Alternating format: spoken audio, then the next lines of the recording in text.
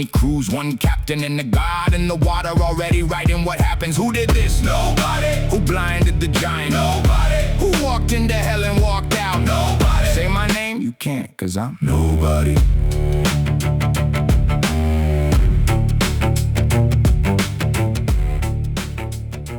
Oh man, I've been so busy. I'm like, hey, look, I'm back. I'm back on my YouTube channel. Yay. And then I just disappear for a few days.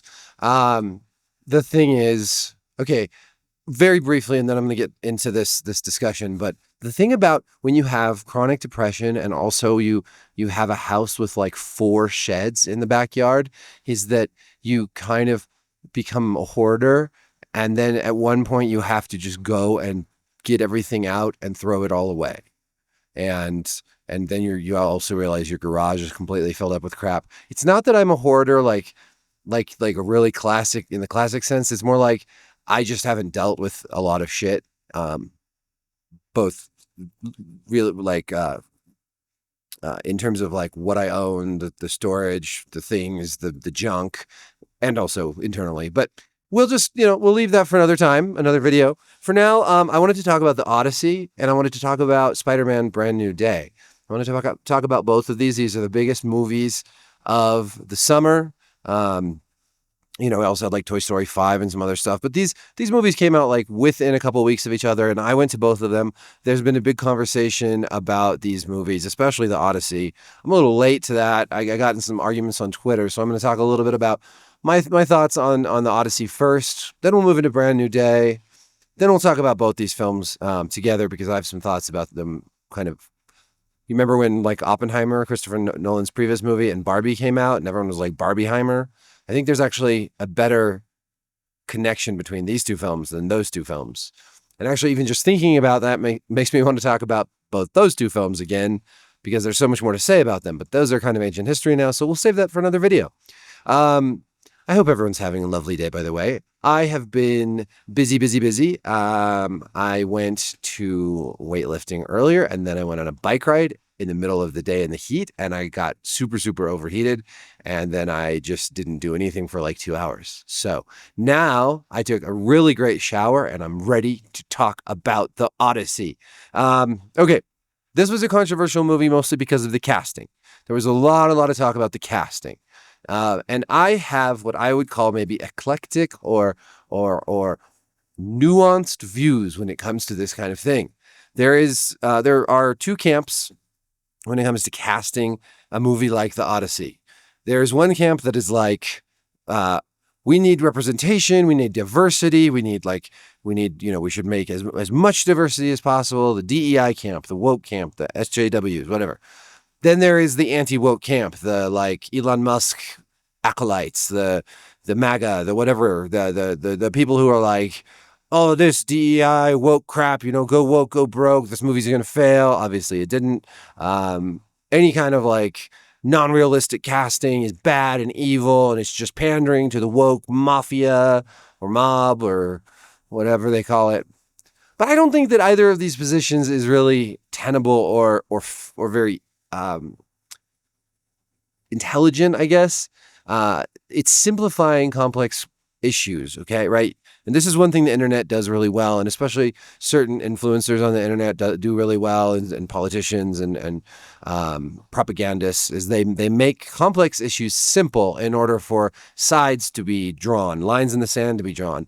And I personally believe that most of these divisions that are created through media, in our entertainment, in our politics, that most of these divisions are created on purpose to keep people divided, because if you keep the normal average everyday people divided, then you can get away with a whole lot of sneaky shit when you're on the top of the power scale, that when you're a member of the oligarchy. And I think the oligarchy is comprised of the left and the right, and I think it's a bunch of bullshit. Whole lot of, anyway, I won't go into all of that. That's enough, right? I have a lot to say on that, but I think that so much of and many people that participate in this kind of left, right, or extremist, or very one-sided black and white thinking don't even realize that they are just useful pawns, useful idiots, and playing into whatever. I think the casting issue is really interesting because I have criticized other shows and movies for diverse casting when I thought they didn't make sense. For instance, Or not just when they didn't make sense, but when I thought that that diversity was being done in a tokenistic way, or in a way that was like corporate diversity, like, hey, Amazon just wants to like make every show they make really, really diverse because they're trying to appease like the political zeitgeist of the moment, right? Without putting any thought into it. And so I can understand where people are coming from when they say the same thing is going on with the Odyssey. I really can. I do. I understand this. I think there are some differences, however. I've also criticized things like shows like, let's say, The Winter King, which is an adaptation of a Bernard Cornwell novel about King Arthur. The whole point of Cornwell's novels, the Warlord trilogy, is to write a realistic view of what 5th century Britain might have been like when Arthur was, fictional, mythical Arthur was around, rather than the sort of, anglicized version of Arthur that became popular later with English and French nobility and, various kings, where the Knights of the Round Table and plate armor and, jousting and all that. That would not have been a realistic portrayal of Arthur, right? So Cornwell was like, let's look at what this time was actually like, the tribal people of this time. Let's put Arthur and Lancelot and Merlin and all of that into this. And so that's a story that I think was really, really rooted in realism, right? And there is actually a black character in The Winter King, Sagramar, who it was in Cornwell's book was a black Roman legionary centurion. I don't remember, but anyways, who was kind of remained in that area after Rome had sort of receded, but he was like the only black person anybody had ever seen. So he was kind of this. He could strike terror into people's hearts because they're like, whoa, this person looks so different than us. In the show adaptation, they went colorblind. And so they had like Merlin was black and, there's like every color under the rainbow. And to me, that was a very, very, very poor casting choice because the whole point of these specific Arthurian stories is realism. Now, you could make another Arthur story and colorblind cast it, and I would give no shits. Arthur, the legend of Arthur, has been done so many different ways and in so many different styles, and was popularized by people in a time when nothing about the legendary Arthur would have been true to what they made it, right? So from the very beginning of Arthur as a sort of popularized myth, it has not been an accurate portrayal of the 5th century, of when he would have actually been alive. And so the stories of Arthur have been told and retold countless times. And I'm actually building into something with this, right? Because same with the Odyssey, except for the Odyssey's been around longer. The Odyssey's been around for 2,700 years. The Arthur myth has been around for, half that, basically. But like the works of Shakespeare, which are even more modern, the Odyssey, the Arthurian mythology, the bards, collected works from Macbeth to Hamlet, all of these have been done in so many different ways that at a certain point, it's just like, it's an artistic choice. We are not lacking in adaptations of these stories that have been around forever. If you want to do the Arthur story and you want to have it be a colorblind story with a black Merlin and whatever, fine. That's not very realistic, but neither is Arthur in plate mail. Neither is Arthur with a bunch of knights, riding around doing chivalrous things. That would not have been accurate to Arthur. And with the Odyssey, by the time it was being, told as a poem, as this epic poem, or performed, it wasn't being performed in the dress of the people of the time of Odysseus. Like when the Greeks were telling that story hundreds of years later, 1,000 years later, they were wearing their modern clothes and they were not trying to replicate the Bronze Age perfectly. And the Odyssey has been done in countless ways, including one of my favorite movies, which is Oh Brother, Where Art Thou?, which is, inspired by, it's not a really like exact adaptation of the Odyssey as though anything really ever is. It is a story about some escaped convicts in the South in Georgia or whatever. Fantastic Coen Brothers movie, by the way. And Macbeth, Ethan Coen did the new Macbeth with Denzel Washington, who's very much a black man doing a Scottish part. But again, I think these stories have a lot of room to be done many different ways. And so that's kind of where I come down on the casting choices and the other artistic sort of like, the long ships and whatever else people were upset about with Christopher Nolan's Odyssey, is that this is not a story that has to be precisely done in any single specific way as far as I'm concerned. You could say, yes, I want a very realistic version, and that would be cool. You could do a version where there is no Cyclops because the Cyclops isn't real. And if you want to go really, really realistic, it could just be a man with one eye who's really big, who they encounter, and they're on they like eat some mushrooms or something, and they have these visions, and he seems like a Cyclops.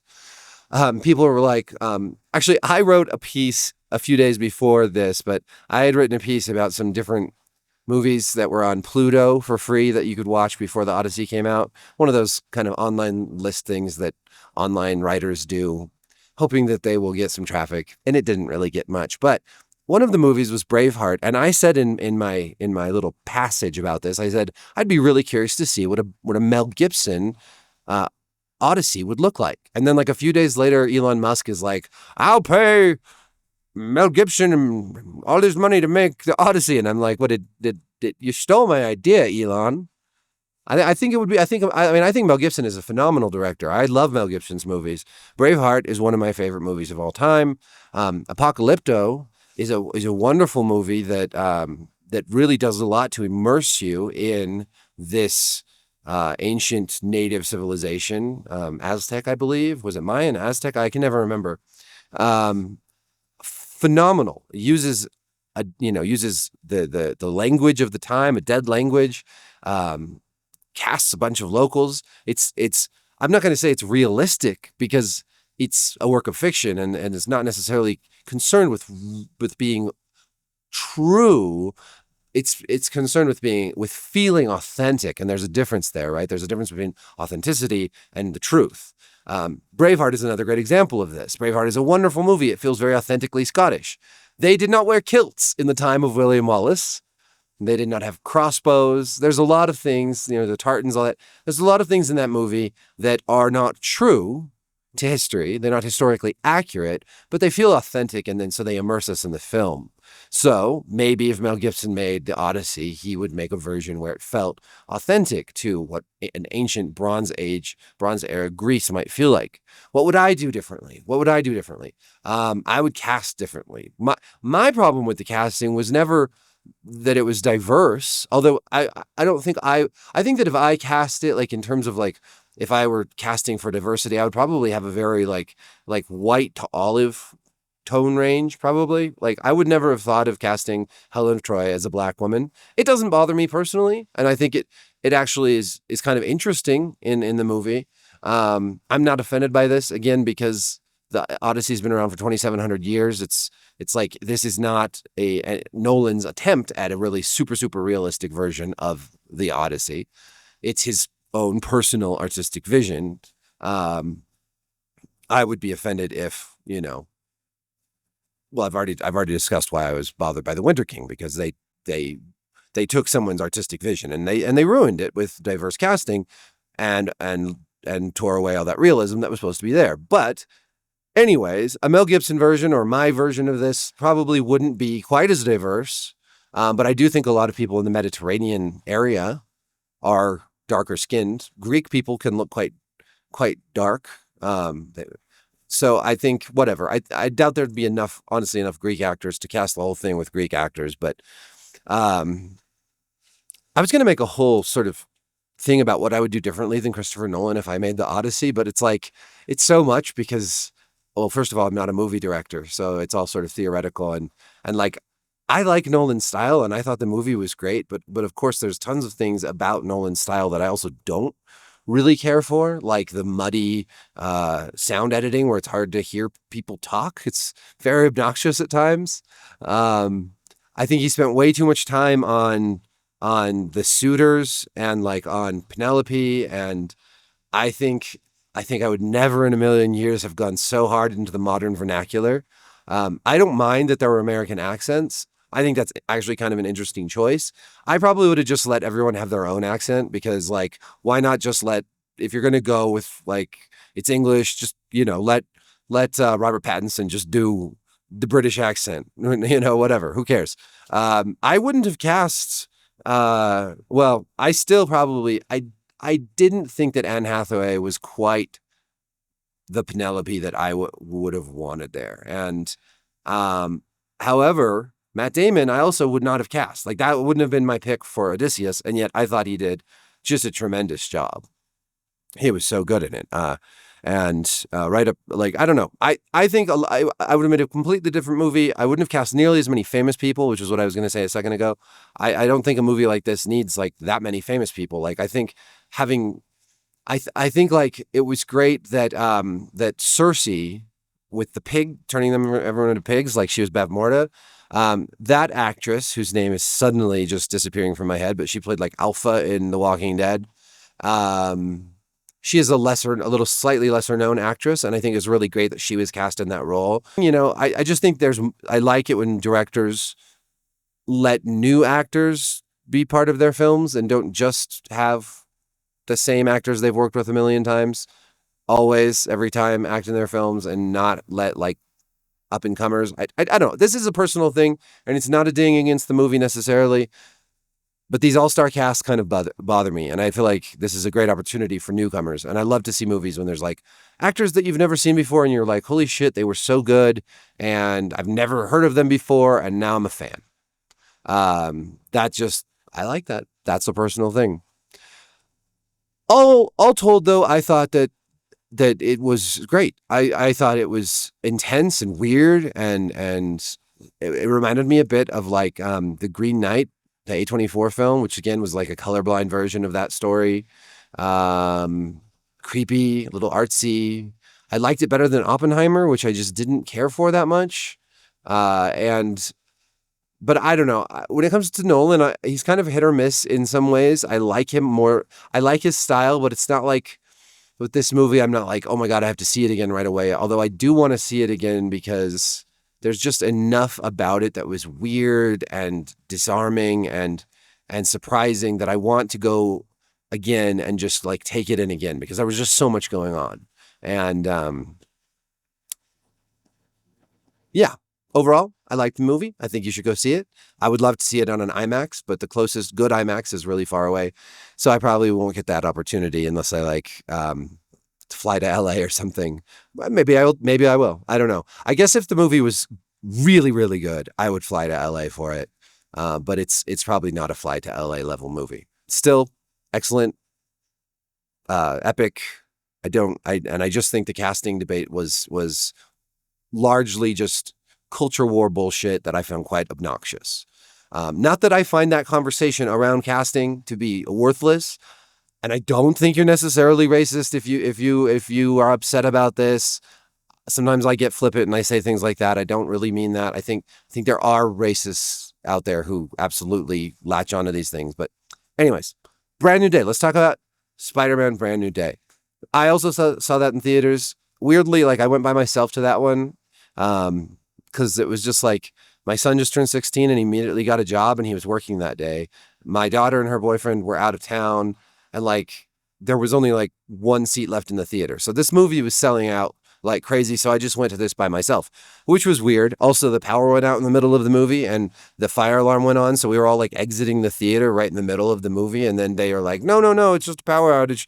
Go back in. And my phone had died, which was just the worst timing for your phone to die because then you're just like sitting in a theater by yourself, like while they're trying to get the projectors up and running again. So that was interesting. And I also was just thinking to myself, this is crazy. Like Tom Holland, John Bernthal, and Zendaya are all in this movie, and they were all also in The Odyssey. Like, what are the chances that like three of the main characters of both film, like, well, I mean, I guess John Bernthal wasn't like a main character in The Odyssey, but Tom Holland certainly was like one of the main characters. Zendaya, again, like she played Athena, like a vision of a goddess.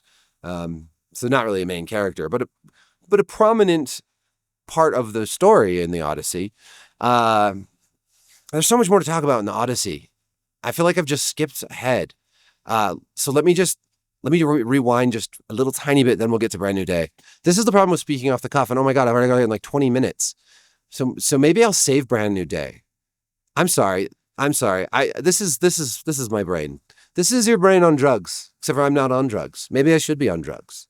This is your brain on a 4-week liquid diet, along with daily hot yoga, Pilates, lifting weights, high intensity interval training, etc. I'm a crazy person.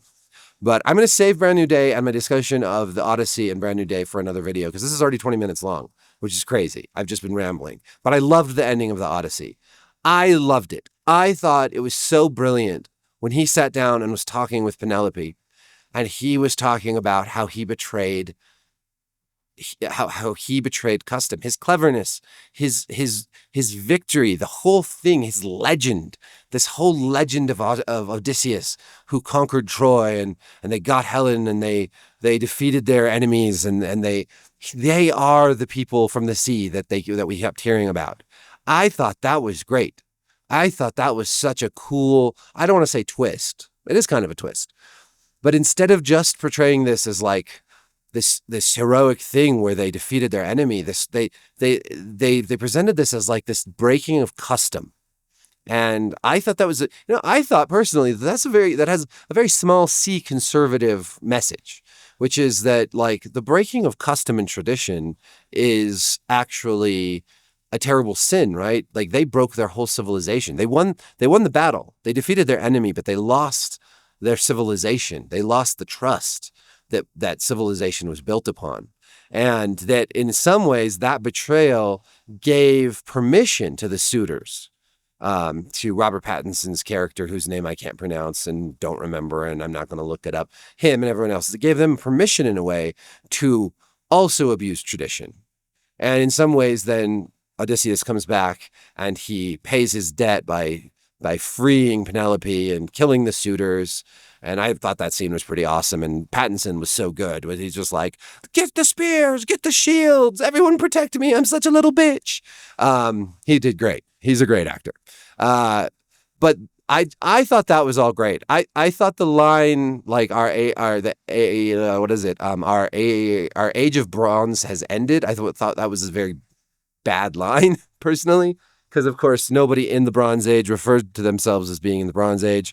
So that was kind of just like a, hey, audience. And to be fair, most people going to this have no clue what the Bronze Age is or was. And when they heard that line, they were just like, probably like, yeah, the age of, the second age is over. And Elendil kept the fucking ring. And now we're all, or not, Isildur. Isildur kept the ring. I'm getting my... Oh my God, I'm almost as bad as the Rings of Power people. Isildur kept the ring, and now the third age has begun, and damn it.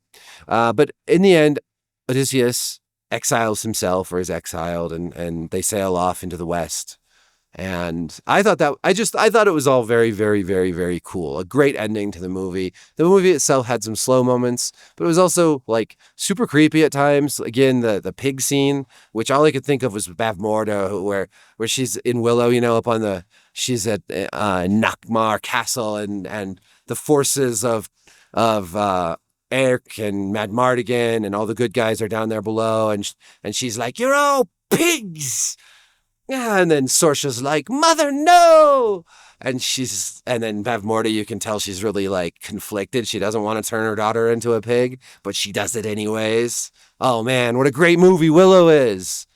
Willow is so underrated. I'm gonna have to make a video about like the most underrated awesome fantasy movies. Masters of the Universe, I'm gonna add that to the video. That was a great movie. Like, I had so much fun in that movie. And I'm getting off track again. So anyways. But the Cersei scene with the pigs, I liked the Cyclops scene a lot. That scary, like he was just like making his like cheese and hanging out with his sheep, and then these fuckers come out and like start messing with his life. And then Odysseus just like shoots him for no reason, and he screams, and they all run away. That was some cool shit. There was a lot of really like visually like interesting things going on in that movie, and I don't think the casting was woke at all. Actually, I think it was just Christopher Nolan casting a bunch of actors that he likes to work with. A lot of people kept on saying, "Oh no, it's because of the Academy Awards. You got to have a certain number of like diverse actors." No, you don't. You have to have a certain number of diverse hires, which includes crew. You could have a all-white film of just men, and you could still be nominated for an Oscar as long as people of color and women worked on the movie. So that's bullshit. I think Christopher Nolan, like Quentin Tarantino, and a number of other directors like Wes Anderson, and these longtime directors who have they just hire the same actors over and over and over and over and over again, for better or worse. Sometimes it's great, sometimes it's annoying. Sometimes I'm just glad that we get to keep seeing new directors coming out of the woodwork with new actors and new ideas. Christopher Nolan, at least, is doing something that is very Christopher Nolan-y. At least he has his own style, his own thing, and I appreciate that. I always think more than anything, more than a strict adherence to realism, more than a strict adherence to go woke, go broke, whatever political thing you want. I think that the artistic vision is the most important thing, and allowing creative people to do their thing, hopefully with some good advisors around them, good editors, in the case of George Lucas and his first trilogy, and good writers. Again, Lucas is a great example of someone with great ideas, but he can't execute those ideas without talented people around him. But I think creative people do need to be allowed to have their vision, and sometimes that vision includes having a Black Helen of Troy, or Zendaya as Athena, or whatever. I don't care. That doesn't bother me, because that's their vision. They're doing something unique. They're doing something their own.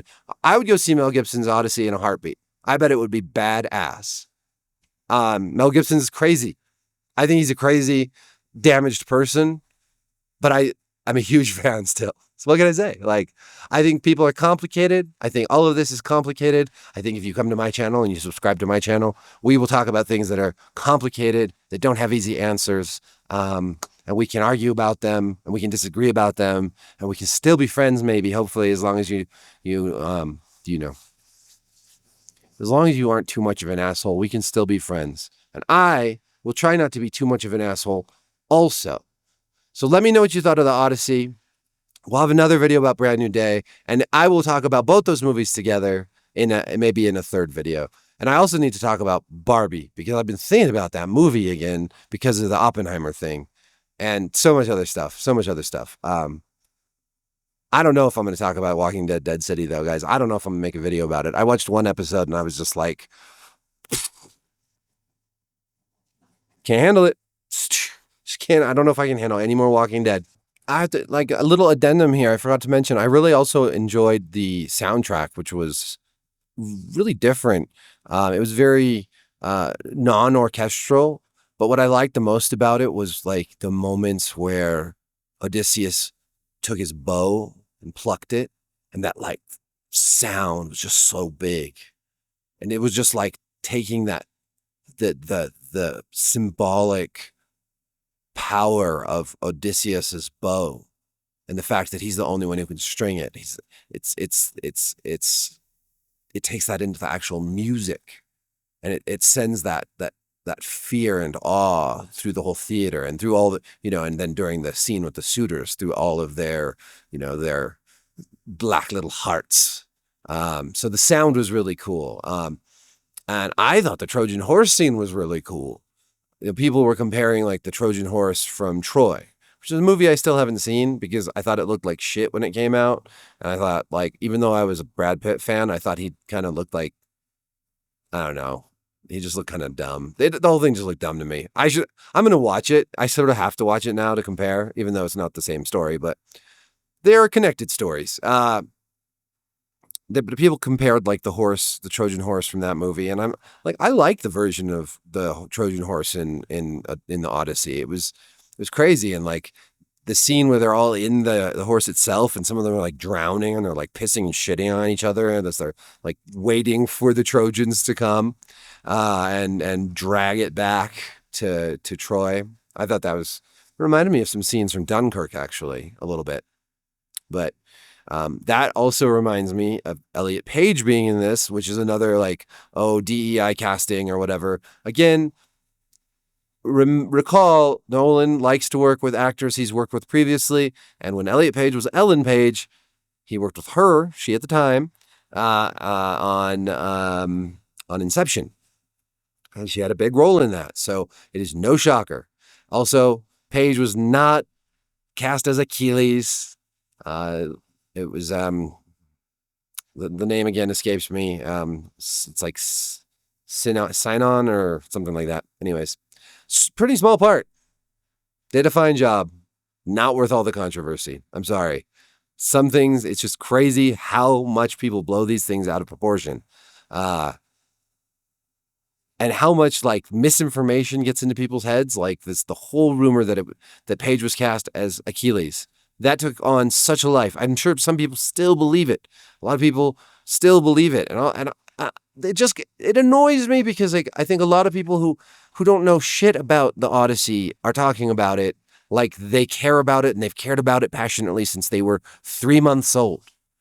Now, and I guess the only people I really empathize with here are Greek people who maybe, hold this story very dear to them, because it's their story from thousands of years ago, but still it's their story. It's part of their heritage. But like I'm a very, my ancestry is Nordic, mostly Swedish and Norwegian. And, if someone was going to tell an ancient Viking story about Valhalla and, all the different, I mean, they're going to, look at God of War and that, like, whatever. I don't care if there's some diversity and there's some, but I do care when it's like about it's supposed to be a realistic Viking story, and they replace a Viking chieftain with a black woman in a story that's supposed to be based in realism. So again, it all just depends. It all depends on context. And this context is that this was Nolan's artistic vision, and Nolan hired a bunch of his friends. That's all. That's my PS. That's my addendum. I'm going to think of something. As soon as I stop talking about it, I'm thinking, I should write stuff down. I should take notes. Sometimes, though, I just like to talk about things off the cuff. It would probably help to have a podcast partner. I've been thinking about this. I would really love it if I could have a co-host of a media podcast who was a chick. No offense, dudes, but sometimes it's just fun to have that female interaction, a man and a woman talking about movies and stuff. Maybe Shoe on Head. Wouldn't that be cool if she would talk to me about movies? I really like Shoe on Head. I feel like we have very similar politics. Anyways, all right, that's it. Now I'm done. Bye. 10 years. Sand in my teeth, blood in the trenches. Achilles' ashes, that city's a sentence. Ajax went crazy, the gods went silent. I whispered a horse into being, a wooden Trojan. Virus. They wheeled it past the wall like a present. Midnight, the belly unzips, and the lesson is brains beat brawn, beat bronze, beat pride. Priam's whole bloodline erased overnight. Smoke where the towers was, wives on the auction block. I'm on the deck with the wind in my caution gone. 20 ships, 20 crews, one captain and a god in the water already writing what happens. Who did this? Nobody. Who blinded the giant? Nobody. Who walked into hell and walked out? Nobody. Say my name? You can't, 'cause I'm nobody.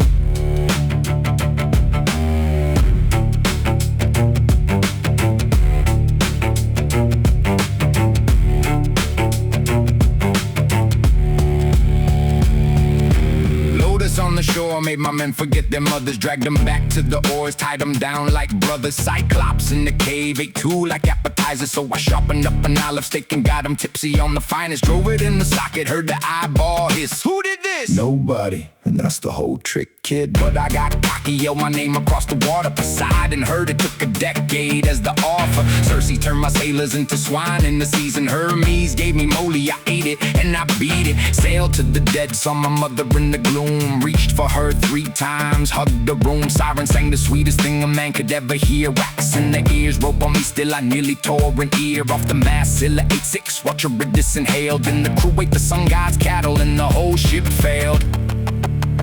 7 years, 1 goddess, 1 island, 1 bed. Calypso offered forever, I chose salt and dread. 'Cause forever's a cage if it isn't your own. And the king ain't a king till he's back on his throne. Washed up naked on the shore like a stray. Athena in my ear like play the long game. So I came home a bag of rags and a bent bag. 100 suitors in my hall eating up my livestock. Sitting where I sat laughing at my son. I let them till the moment come. Nobody can string that my bow, I strung it clean. Plucked it like a lyre, sweetest note I ever heard sing. First arrow through the throat of the loudest one talking. Doors locked, no exits, no gods, no bargain. 12 maids, one rope, and the floor scrubbed twice. Then upstairs to the woman who tested me right. She said, move our bed. I said, woman, you know that bed's an olive tree rooted in the floor. And she broke and she held me and the night stood still. 20 years, one man, one name, one will. They can call me a liar, a pirate, a fraud, a man who lost everyone he loved to a god. But write it on the water, carve it in the stone, nobody made it home.